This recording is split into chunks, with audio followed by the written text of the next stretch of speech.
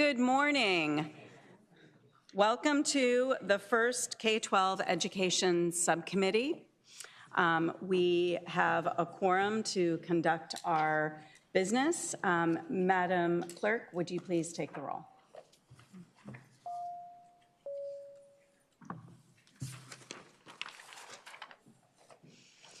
You may close the roll. First, I want to do some introductions. I'm very grateful to our new clerk. Sam Fiddler will be with us. And we also have our attorney, Ryan Brimmer, and a new member of the committee who wasn't here yesterday, so I'll just recognize Gretchen Bulova. Thank you for being part of the democratic process. As you may know, the K-12 Education Committee is one of the busiest committees in the House of Delegates, so we will always be moving along at a fast pace because we want as many people as possible to participate. So please be brief and concise with your comments and keep testimony to less than 1 minute. Since this is our first meeting, I wanted to set some ground rules for decorum in this committee. Please address all comments through me, the chair, and exercise respect for our members. For example, there will be no shouting, sign waving, booing, name calling, or disrespect of any of the members of this committee. I also want to draw your attention to the opportunity to submit written comments online at hodspeak.house.virginia.gov. This is a really good way to participate in this committee because when you testify in person, your comments are heard that day. But if you submit comments online, your comments actually follow these bills electronically on iHod through the entire process, and legislators can read them in full committee and before voting on the floor of the House as well. For testimony today, first I will call in-person testimony in favor, and then we will move to in-person testimony against. After in-person, we will move to online testimony in favor, followed by online testimony against. That being said, and without objection, let's get started with some general housekeeping business. The first bill on our docket, HB 36, is to be stricken by request of the patron. Can I please have a motion? Madam Chair. Delegate Askew. Madam Chair, I move to strike HB 36 from the docket. Second. Okay, it's been moved and properly seconded. Madam Clerk, you may open the roll.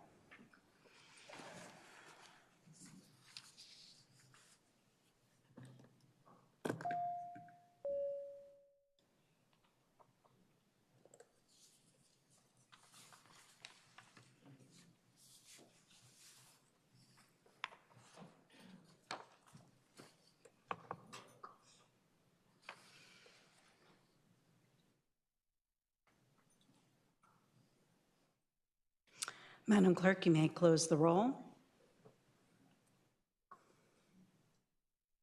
That motion passes 10-0.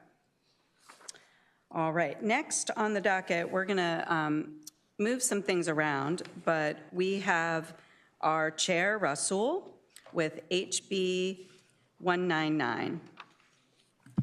Thank you, Madam Chair. House Bill 199 extends local through-year growth assessments.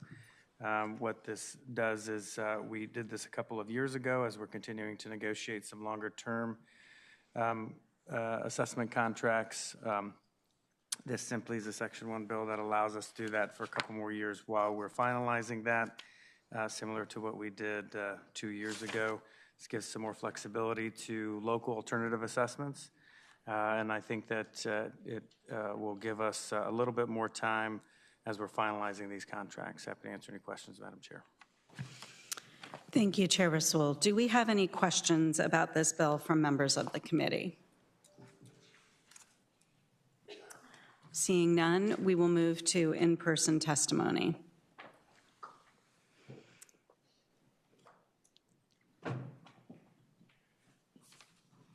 Good morning. Go right ahead. Good morning, Madam Chair, members of the committee, Alan Siebert, Roanoke City Public Schools.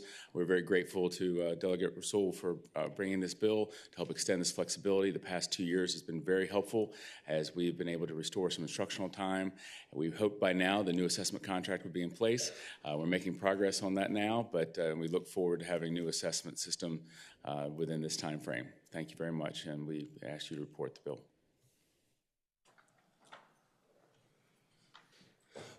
Good morning, Madam Chair, members of the committee. Michael Malloy, Fairfax County Public Schools.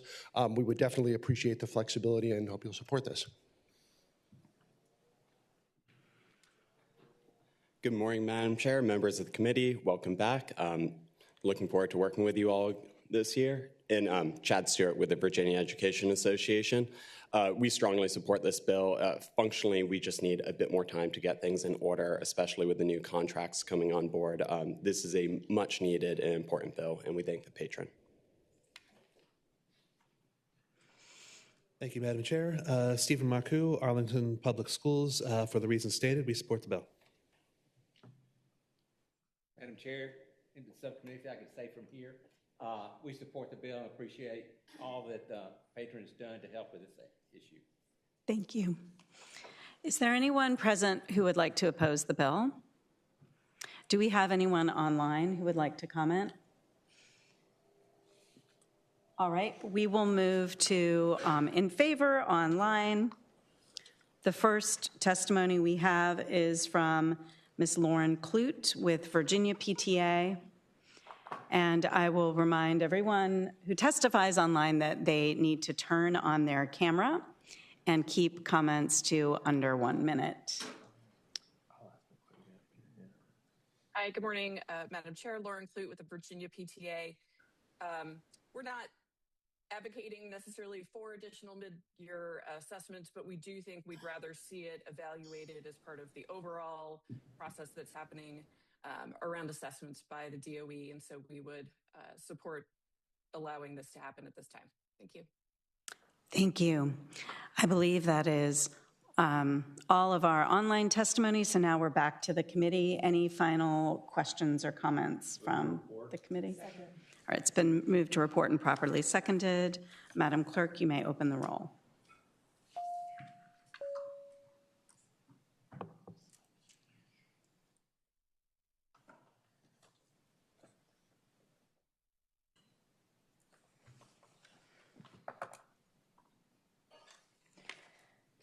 Madam Clerk, you may close the roll.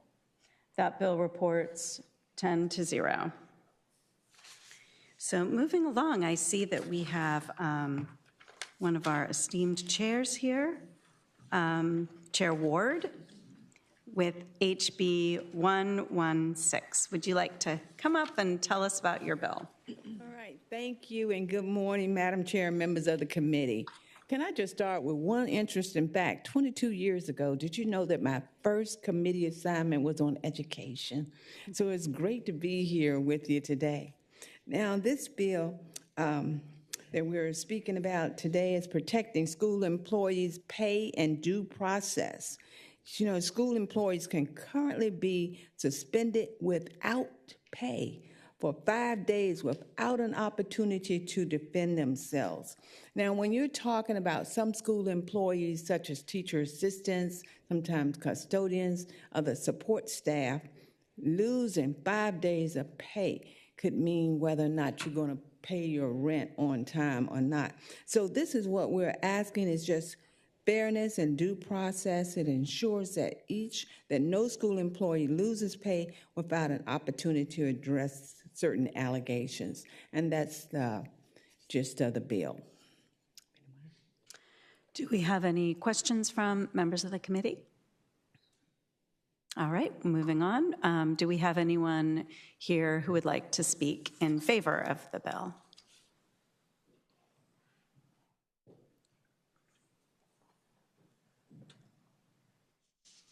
Hi, good morning. I'm Lawrence Trombetta. I'm with the Virginia Education Association, and we are absolutely in favor of this bill. We think it's an important priority, and everybody should at least have the right to be heard before your pay is taken away. And that's all this bill does. It gives you the opportunity to be heard prior to a decision being made about whether to cut off your pay. Thank you. Thank you. Anyone else in person in favor? Anyone in person opposed? Right? Do we have anyone online? Okay, yes, we do. We have someone online who is against. I believe this is Ann Tatus. Okay, we actually, I do see Ann there. Ann, if you would like to testify, if you could please unmute and begin speaking.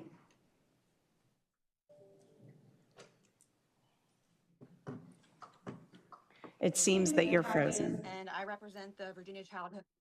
Go right ahead. Is that better? Yes, No?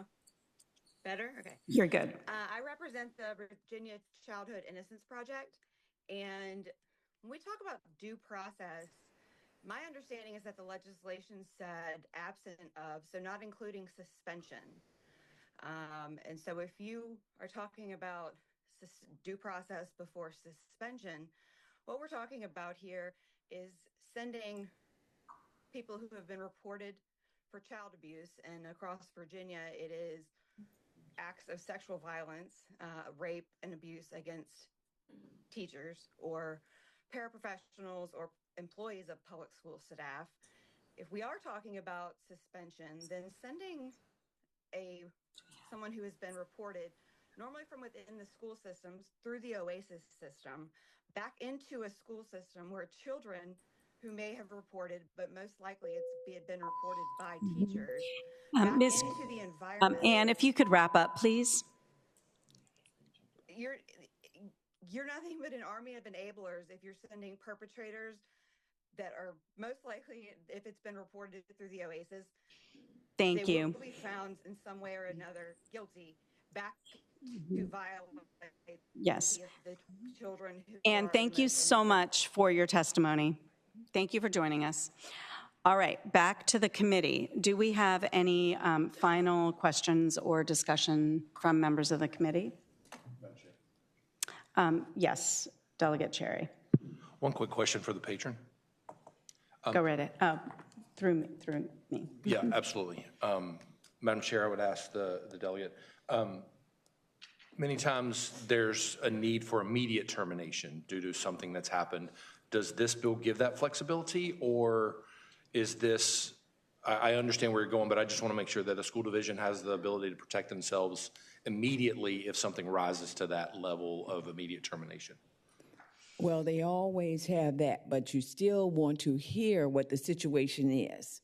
And that's what we're trying to do, just give people an opportunity. If it's something like that you're going to have to worry about protecting children, you're not going to have them with them. Child Protective Services take care of that anyway. But you still want to hear what the situation is just with us. We want each person to have an opportunity to address their accusers. And that's all we're trying to do. But something major like that, the school system still has a right to terminate, but you still got to hear. This is what we give every teacher, and we're just asking for it to be done for all school employees, no different. If it works for teachers, it will work for other support personnel also. Thank you, Madam Chair. Okay, thank you. Delegate Askew. Madam Chair, move to report. Second. It's been moved to report and properly seconded. Madam Clerk, you may open the roll.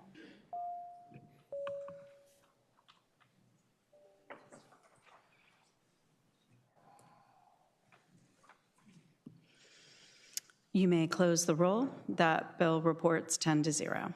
Thank you, Madam Chair, members of the committee. Next up, we have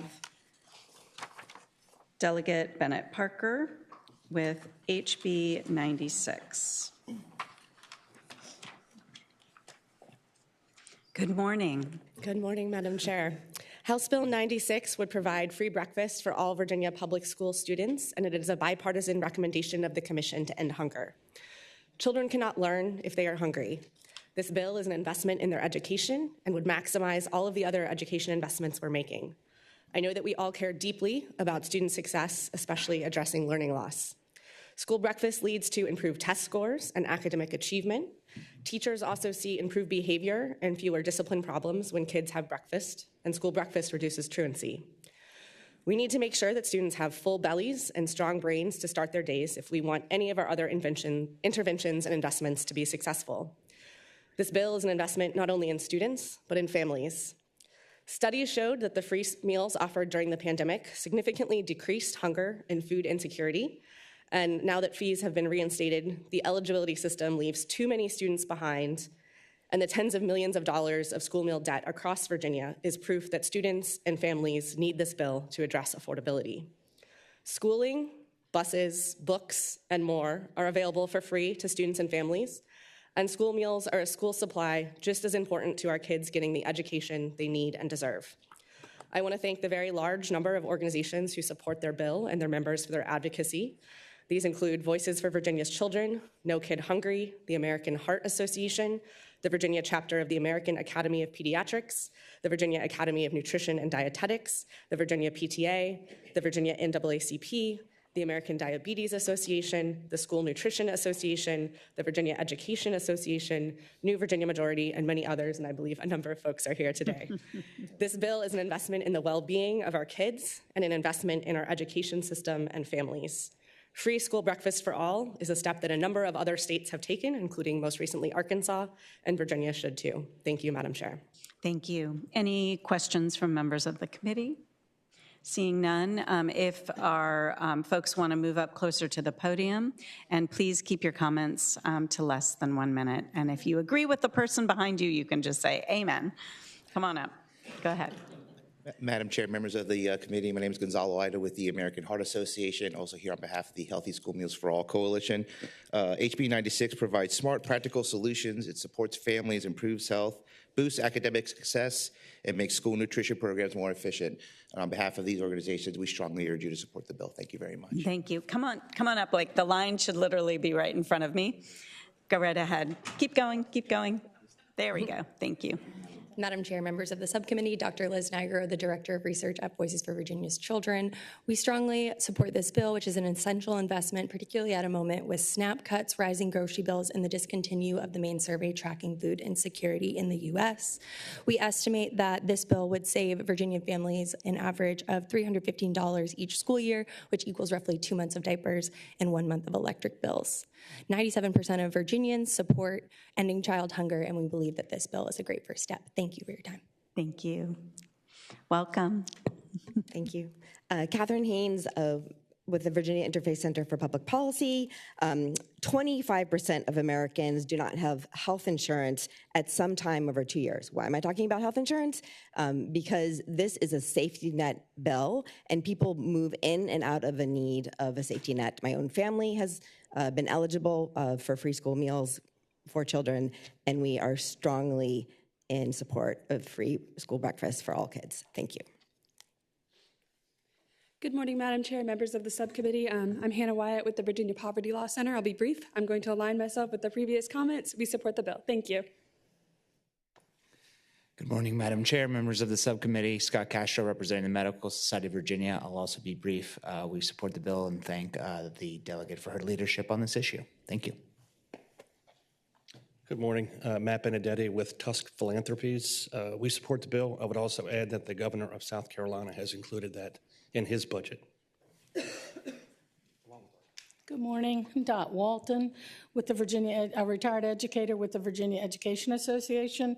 Educators know how difficult it is for students to focus, regulate behavior, and learn when they are hungry. This bill ensures that every student can start the school day nourished and ready to learn. Thank you. Hi, my name is Chelsea Delgado. I'm here with the Legal Aid Justice Center, a nonprofit that provides services to low-income individuals across the state of Virginia. I'll also be very brief. We support the bill. Thank you for hearing me. Madam Chair, Henry Watkins on behalf of the American Academy of Pediatrics Virginia chapter. We support the bill. Thank you. Good morning, Madam Chair, members of the committee. Heidi Hertz with Cozen O'Connor, representing No Kid Hungry Virginia. Virginia has long been a leader in increasing school meal access. We appreciate the delegate, also the Commission to End Hunger for this wonderful recommendation. We support the bill. Madam Chair, Brad Copenhaver with Lindell Government Affairs on behalf of the Federation of Virginia Food Banks. We also support the bill. Thanks. Thank you, Madam Chair. Stephen Marcoux on behalf of Arlington Public Schools. We thank the delegate for offering this, and we support the bill. Good morning. Emily Webb, representing Alexandria City Public Schools and Norfolk Public Schools. We also support the bill. Morning, Madam Chair. Andrew Lamar on behalf of the Virginia Academy of Nutrition and Dietetics. We support the bill. Amen. Thank you. Anyone opposed to the bill?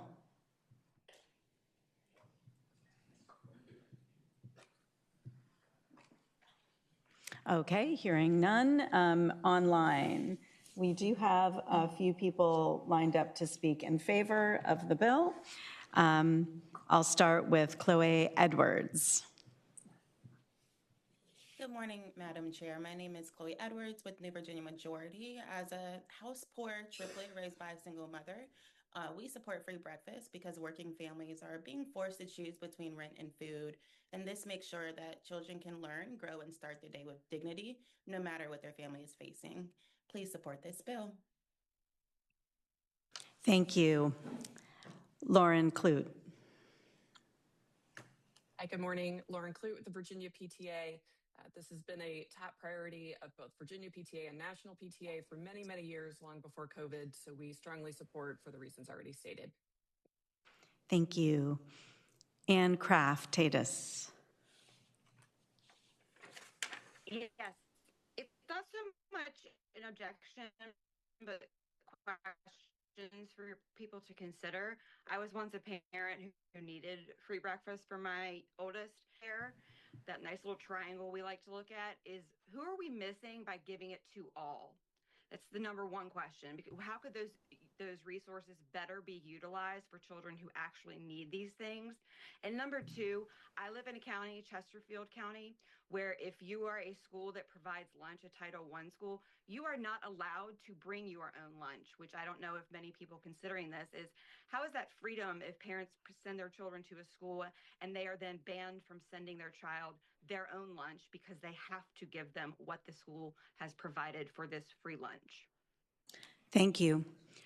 Moving back to the committee, do we have any follow-up questions or comments from members of the committee? Madam Chair. Delegate Cherry. Question for the patron. Go right ahead. I would ask, you've added a provision in there where school divisions can actually serve it during the school day, including allowing them to eat in the classroom. I'm concerned about the loss of instructional time in that. Is that something that any educators have brought as concern to you? The distraction that may be of, 14 kids trying to eat lunch all at the same time they're trying to teach?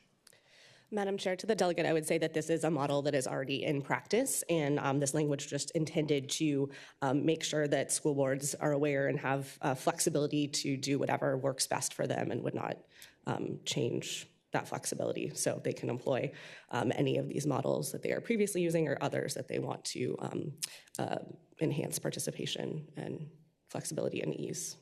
Thank you. Delegate Lavier Bowling. Madam Chair, I actually just have a motion at the appropriate time. Okay. Delegate Anderson. Thank you, Madam Chair. I just wanted to state I've worked in a Title I school for 8 years, and I am happy to report that every student is able to bring their lunch if they choose to, as well as take their free meals that are offered by our public school system. So I just want to clarify any of that misconception. Delegate Lavier Bowling. Thank you, Madam Chair. I'd like to move to report and refer to appropriations. Second.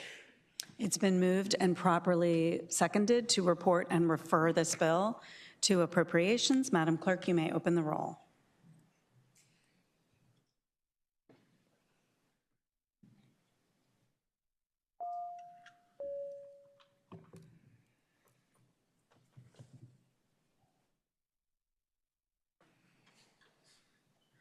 You may close the roll. That bill reports 10-0. Thank you very much. Thank you, Madam Chair. Delegate Henson. Come on up. We have HB 38. Good morning, Madam Chair, members of the committee. I would like to introduce House Bill 38. House Bill 38 strengthens Virginia's existing mental health awareness training requirements by assuring that all full-time teachers and other designated school personnel receives at least one training grounded in evidence-based practices. Madam Chair, this legislation is not new to this committee. You all heard it before, actually, last year in House Bill 224 that received strong bipartisan support from the General Assembly last session. This legislation advanced last session by a vote of 13-8 in the main committee, 7-1 in this subcommittee. Madam Chair, hopefully I have the same outcome. More importantly, the last governor did veto that bill, and that was based on statutory language as it relates to certain groups, which was LGBTQIA plus groups, and unfortunately I did not have the votes to override the governor's veto, so I'm bringing the bill back for this year. Thank you. Do we have any questions from the committee before we move to testimony? Seeing none, those who are in favor of the bill, please come forward.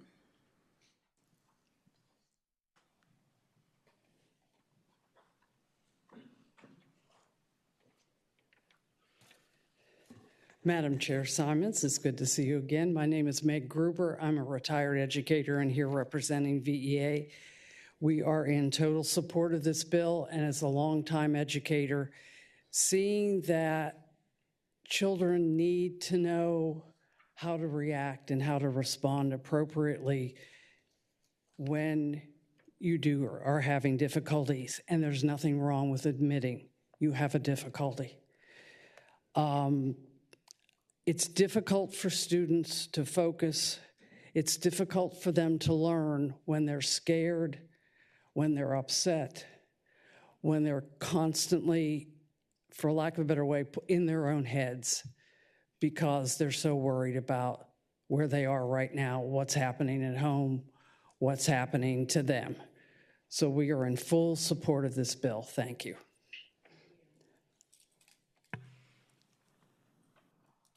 Madam Chair, members of the subcommittee, Dr. Liz Nigro, the research director at Voices for Virginia's Children.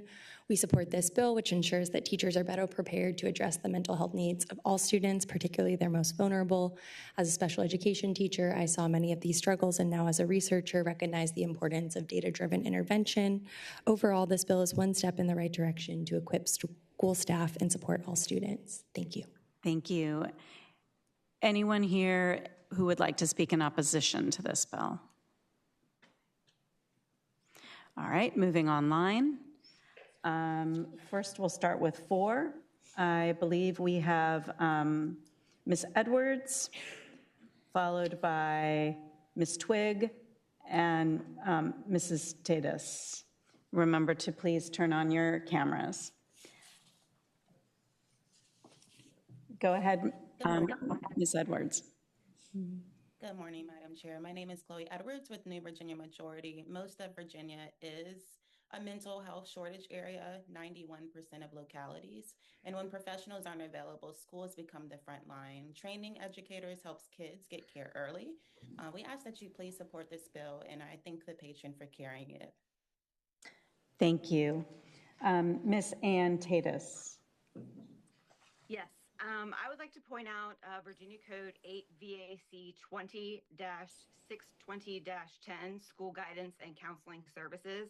If you go down to Part C that states, on or before July 1st, 1996, each local school board shall adopt a policy.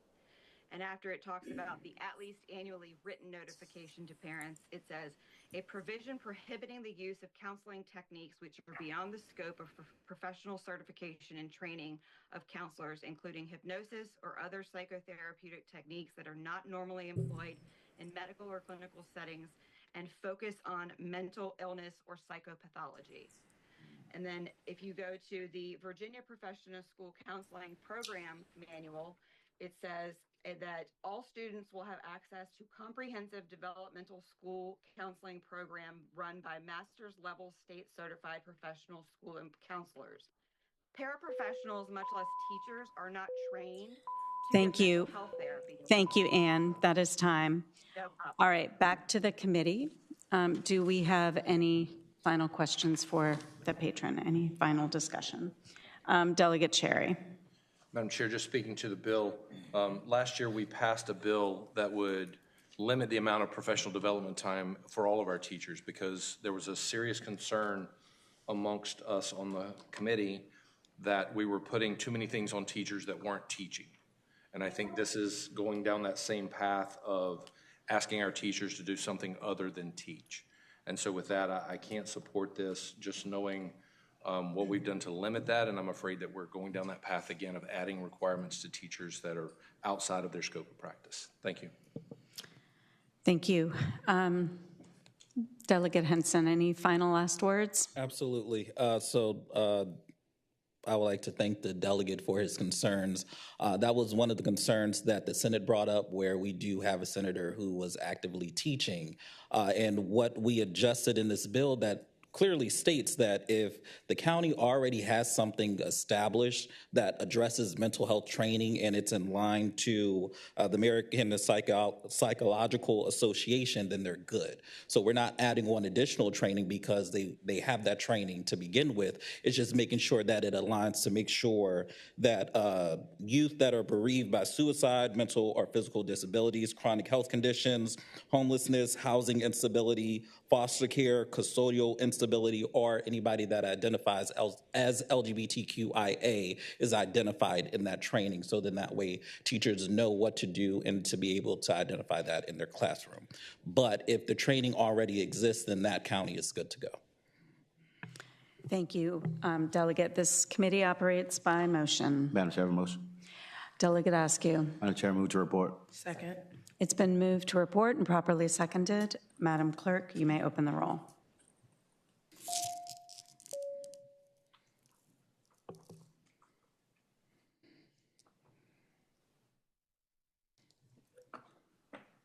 You may close the roll. That bill reports 9-1. Thank you, Madam Chair, members of the committee. Delegate Anthony.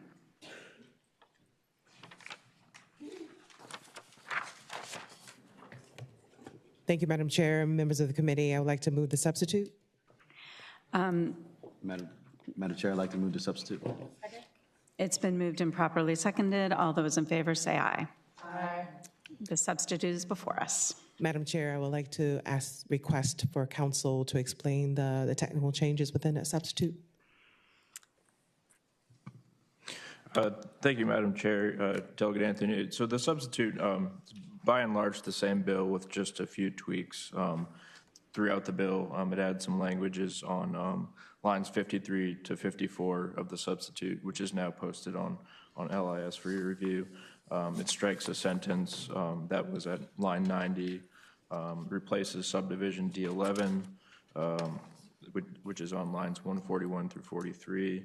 It replaces subdivision F1, which was on lines 164 to 165.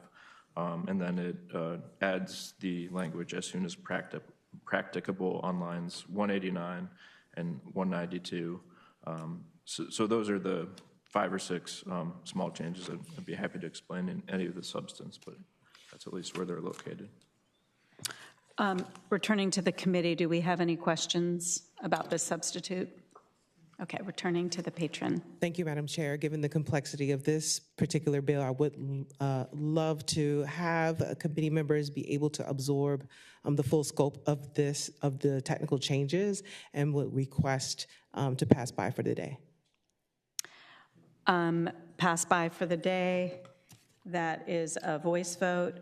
Can I have a motion? Madam Chair, move to pass this bill by for the day. Okay, it's been moved and properly seconded. All those in favor say aye. Aye. Okay, the bill's passed by for the day. Thank you, Madam Chair. Thank you. All right. Delegate Keys-Gamarra.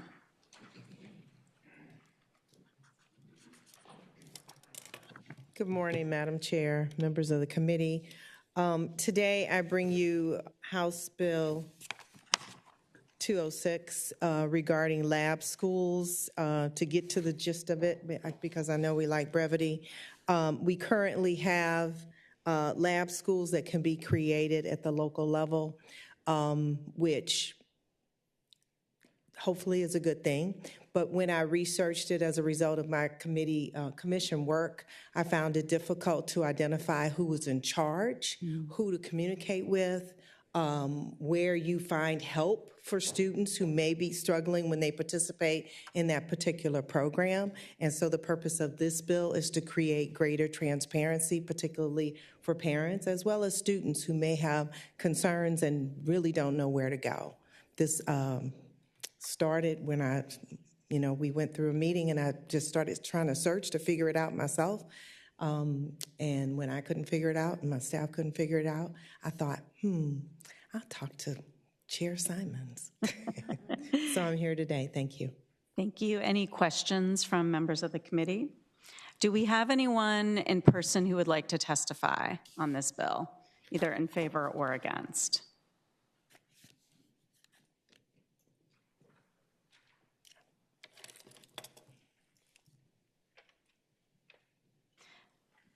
Welcome. Welcome. Thank you. Meg Gruber representing VEA. I can't say it better than the delegate did. It's all about transparency. You've got to know who you can talk to. Thank you. Thank you. Any other testimony? Any testimony in person against? Okay, we have no online testimony, so returning to the committee. Do we have any follow-up questions or comments from the committee? Delegate Askew. Madam Chair, move to report. Second. It's been moved to report, properly seconded. Madam Clerk, you may open the roll.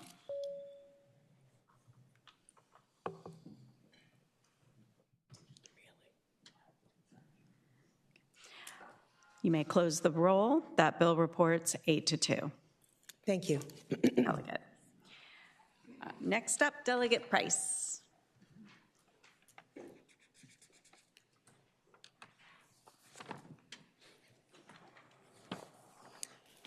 Good morning, Madam Chair and committee. I have House Bill 210. I am the chair of the Commission to End Hunger.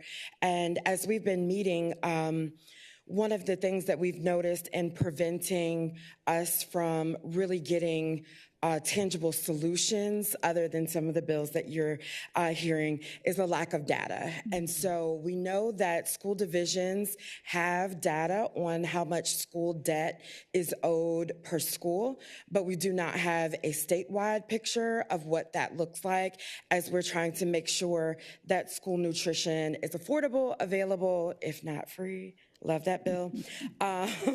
But you can call up to a school or division and ask, because several organizations have done that in order to fundraise. But it's really, I think, disheartening that we have to sell brownies and cookies in order to take care of school meal debt.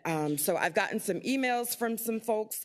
Fairfax County, they're looking at quite a large amount that they have. And because of progress that we've made with bills that a specific senator and a specific delegate have really been working on, there are rules against how to go after the school meal debt, which is great for the families, but it is causing the localities and the schools to have to deal with that amount. So when we're discussing it as a commission, we wanted to be able to have that statewide picture in order to see what we could do about it. And if it's lower than expected, does that mean that some of the bills that we've passed regarding school meal debt are actually working? Thank you. Do we have any questions from members of the committee? No?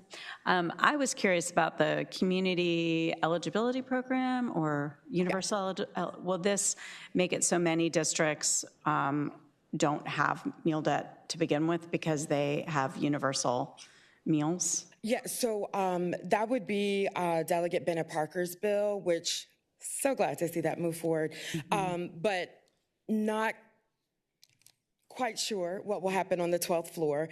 But until that is in place right now, there are several schools that are doing school-wide or division-wide, like we have in Newport News, but that's based off the number of Title I schools they have, based off the number of students that they have on free and reduced lunch.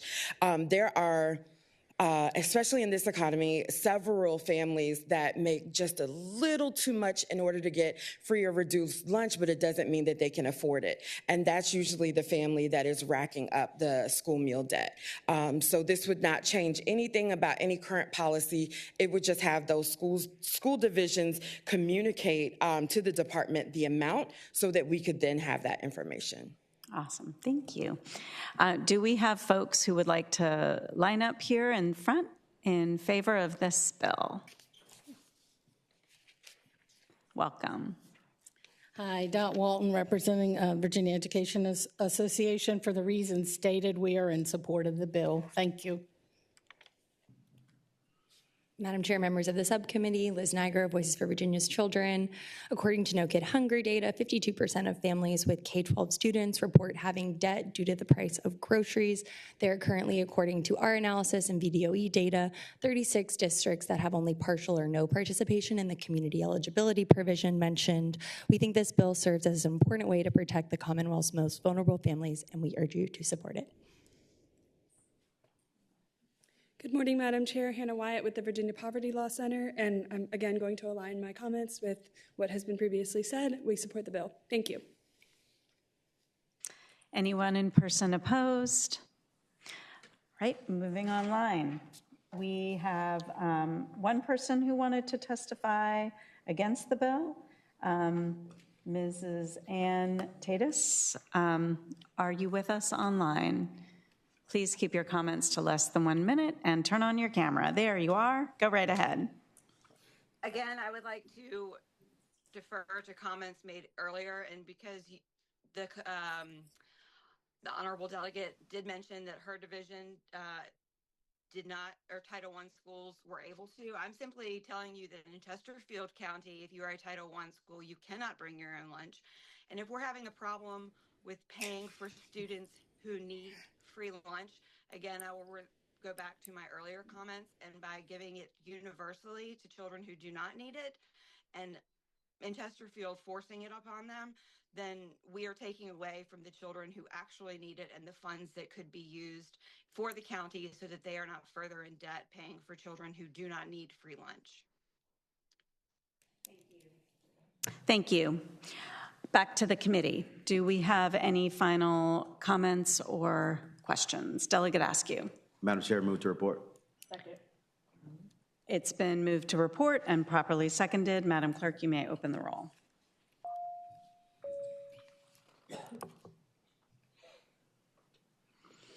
You may close the roll. That bill reports 10-0. Thank you, the committee. Delegate Price. All right, next we will have our committee member, Delegate Anderson, present her bill. Thank you. Go right ahead. Yes, good morning. Thank you, Madam Chair and committee members. I'm here to present House Bill 288. This bill is requiring the Department of Education to post in a conspicuous and publicly accessible manner on the instructional resources section of its website links to on the indigenous people of the Commonwealth, and they will be developed and maintained by VTech, Virginia Tribal Education Consortium. And I just wanted to touch on the fact that the Virginia Tribal Education Consortium is a nonprofit formed by the 7 federally recognized tribes of Virginia since 2019. It is primarily grant funded. The organization is the only example of all the federally recognized tribes in the state forming a tribal education department in the U.S. The staff includes 2 former educators and board of directors, including 4 former educators, and the VTech board of directors has representation from each 7 of the federally recognized tribes. VTech is committed to honor and maintain the rich cultural heritage of Virginian Indian tribes by educating others about Virginia Indian history and traditions. And because of that fact, I believe that their ability to provide valuable input and advocacy, particularly for Native American students, and ensure the curriculum accuracy and cultural relevance, working with VDOE on areas like history and social sciences is incredibly important to be a part of our VDOE website. Thank you. Any questions from members of the committee? Hearing none, if whoever would like to testify in person, if you could please come up front.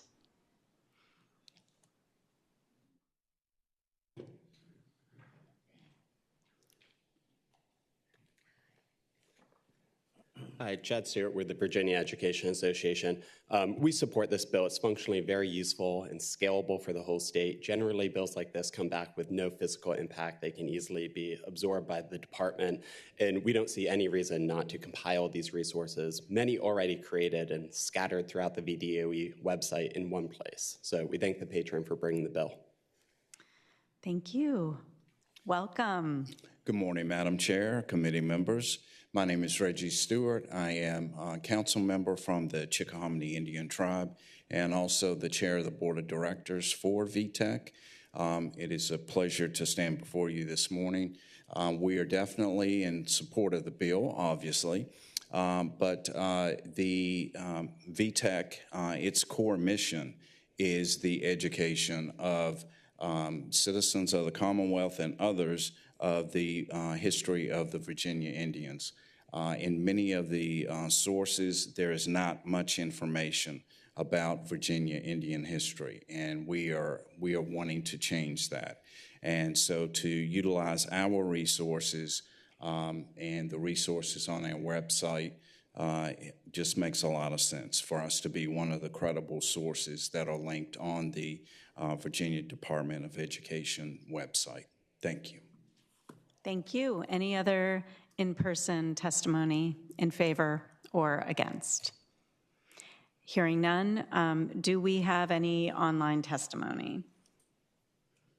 Okay, it looks like we have one person. Please keep your comments to less than 1 minute. Go right ahead. And I am not opposed to this bill. I think that this, as a one-quarter Iroquois Indian, I think this is an amazing addition. I would just encourage, as this moves forward, hopefully, that we hold the board and Department of Education to the entire code regulating, governing local school boards and school divisions regarding textbooks and instructional materials, and transparency regarding the website, as that is overlooked, and it seems that none of the 131 school divisions have any idea how that is supposed to be used, or the Department or Board of Education. So thank you. Thank you. Now, moving back to the committee, do we have any final comments or recommendations? Delegate Askew. Madam Chair, before I make the motion, I have a question for the delegate. Go right ahead. Is this your first bill, delegate? It is my first bill. Awesome. I have just a brief question. How many times can conspicuous be found in Virginia code? I'm just joking. Madam Chair, I'd like to make a motion. I move to report. Second. I will now Google that when I leave. It's been moved and properly seconded to report this bill that will provide public resources to everyone, teachers and families, about the history of our tribes in Virginia. So, Madam Clerk, you may open the roll.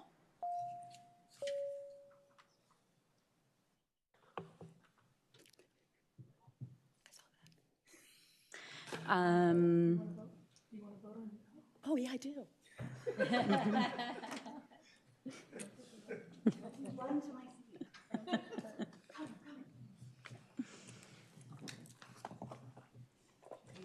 All right, Madam Clerk, you may close the roll. That bill passes 10-0. Congratulations, Delegate Anderson.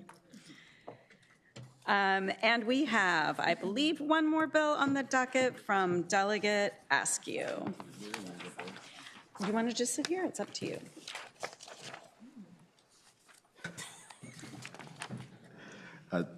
Thank you, Madam Chair, members of the subcommittee. Madam Chair, today I have in front of us HB 171. As we know, many of our children spend many hours online. We've worked on this in the code, including last year where we put limits on time spent on social media accounts. But we're looking to strengthen school internet safety policies to cover the real digital threats that our students face today. This bill seeks to amend the code to update the required internet safety instructions in every school division and ensures age-appropriate lessons tackle modern risk head-on. The current rules cover basics, but our children encounter new dangers like addictive algorithms, cyberbullying, AI-generated harms.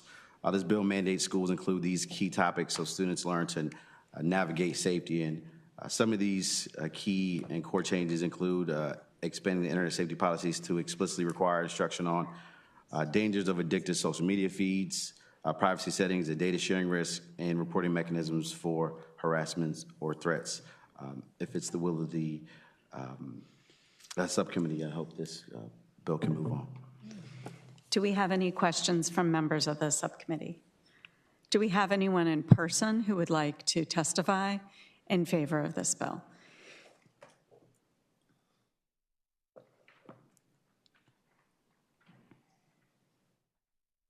Welcome, Ms. Gruber.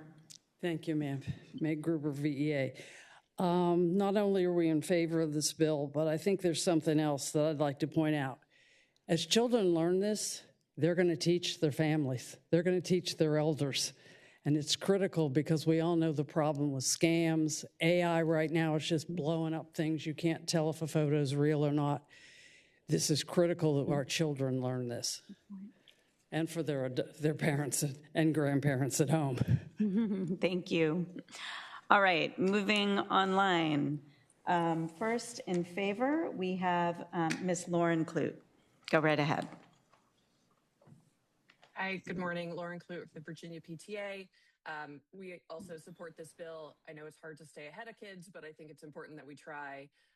And I agree with the comments just made by VEA that I think parents could also benefit from this. Thank you. Go right ahead, Ann Kraft-Tatus. Well, I must be the outlier because I don't look to my children for information. I give my children the information. But what alarmed me about this bill was the portion where it says misinformation. The fact that we're in the age of who controls the information. Is that word included in general? Well, who's controlling what misinformation or disinformation is or is not? And much like teaching vaping to kindergartners or first graders or suicide to third graders, is if you're introducing children to social media that their parents do not want them to know anything about, once that Pandora's box is opened, who are you to open that box for a parent who wants to limit their child's knowledge of it at all? And then I would direct you to, if you want to protect children and what they're learning on these Chromebooks 8 hours a day, to research Gale, Cengage, and EBSCO, where they can have access to Pornhub. I did it on my daughter's computer while at Chesterfield, as they can access more things than anybody wants to know, and that would actually help the children instead of giving them information their parents may not want them to know. Thank you for your testimony. All right, back to the committee. Any final questions or comments? All right, seeing none. Delegate Livier Bowling. Yes, Madam Chair, I have a motion. Go right ahead. Move to report. Second. It's been moved to report and properly seconded. Madam Clerk, you may open the roll.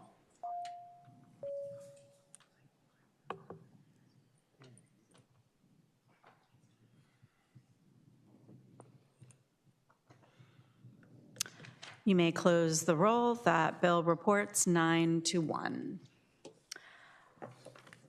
I believe that is all of our business today. Can I have a motion to adjourn? Second. It's been moved and properly seconded. All those in favor say aye. Aye. We are adjourned.